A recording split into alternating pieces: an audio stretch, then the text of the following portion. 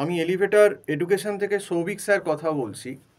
আজকে এই ভিডিওটা যারা তোমরা 2025 সালে এমবিএতে অ্যাডমিশান নিচ্ছ, মানে তোমাদের সেশনটা যাদের 2025-এর জুলাই আগস্ট থেকে সেশনটা শুরু হবে, তাদের জন্য এই ভিডিওটা আমি বলছি যে অলরেডি কিন্তু ফেব্রুয়ারি মাস শেষ হয়ে গেল এবং তোমরা যারা ওয়েস্ট বেঙ্গলে সে ম্যাকআউট হোক বা সিইউ হোক বা কল্যাণী হোক, যারাই তোমরা যেখানেই অ্যাডমিশান নাও না কেন এমবিএতে এই 2025 সালে, তোমাদের কিন্তু এক্সাম ডিসেম্বর জানুয়ারির ভেতর হয়ে যাবে। কোনো কোনো জায়গায় ডিসেম্বরে এক্সাম নেবে, কোনো কোনো জায়গায় জানুয়ারির ফার্স্ট উইকে এক্সাম নেবে। যেমন ম্যাকআউটের এক্সামটা জানুয়ারির এবারে ফার্স্ট উইকে নিয়েছিল, আর অন্য জায়গায় ডিসেম্বরে এক্সাম হয়ে গেছিল। কাজেই সময় খুব কম। March, April, May, June, July, August, September, October, মানে দেখতে লাগছে তোমার 8 মাস 9 মাস, কিন্তু ব্যাপারটা হচ্ছে যে তোমাদের এমবিএর যে ফার্স্ট সেমিস্টারের কমন সিলেবাস, সে যে ইউনিভার্সিটি হোক না কেন, মোটামুটি একটা 80% সিলেবাসই কমন। তো তোমাদের ফার্স্ট সেমিস্টারে ইকোনমিক্স পেপারের ভেতর মাইক্রো ইকোনমিক্স এবং ম্যাক্রো ইকোনমিক্স দুটোই আছে। অত্যন্ত ফাস্ট সিলেবাস, এখানে গ্রাফ, ম্যাথ, সাম সব কিছু আছে। কারণ এই এমবিএ লেভেলের ইকোনমিক্সটা কিন্তু সেই পাতি গ্র্যাজুয়েশন লেভেলের নয় যে থিওরি পড়ে চলে গেলে আমার পড়ে দিলাম।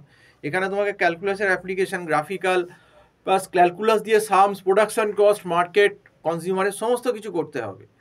এরপর তোমাদের যে main tough paper QT, quantitative technique, এর ভেতর কিন্তু তোমার স্ট্যাটিস্টিক্স 1, স্ট্যাটিস্টিক্স 2, তার ভেতর প্রবাবিলিটি, বাইনোমিয়াল, পয়জো, নর্মাল, হাইপোথিসিসের 10-12টা কেস, অ্যানোভা টেবিল, তার সঙ্গে রিসার্চ মেথোলজির পেপার, এগুলো কিন্তু ভারী ভারী পেপার দেওয়া রয়েছে।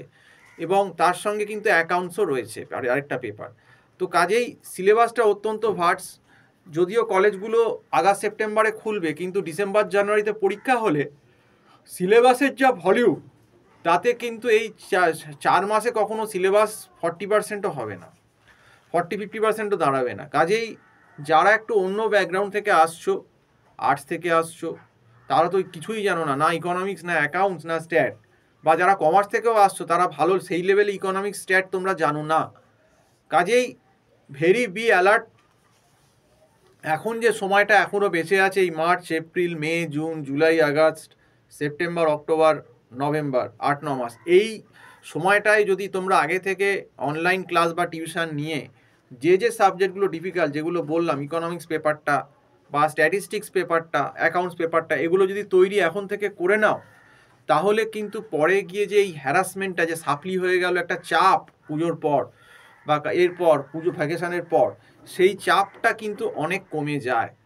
তো আমাদের এখানেও অনলাইন টিউশন আমরা গুগল মিট প্ল্যাটফর্মে দিচ্ছি, এবং আমাদের এখানে একটা মান্থলি ফিজের বেসিসেই আমরা কিন্তু এমবিএ ফার্স্ট সেমিস্টার 2025-এর টিউশনটা দিচ্ছি।